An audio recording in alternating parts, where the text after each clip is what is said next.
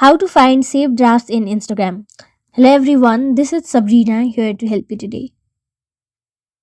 So without any further ado, let's get right into the video. So first, launch your Instagram application. Then tap on the plus icon in your navigation bar. After that, go to story.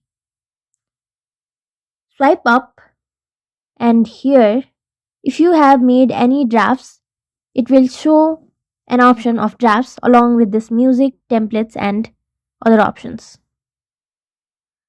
So from there you will be able to find your saved drafts. Since I do not have any draft saved, I do not have that option. You can also get that option in your post section if you have made a post draft as well. So that's it. Thank you for watching this video. Make sure to like, share and subscribe to our YouTube channel. If you got any questions, comment them down and I'll catch you in the next one.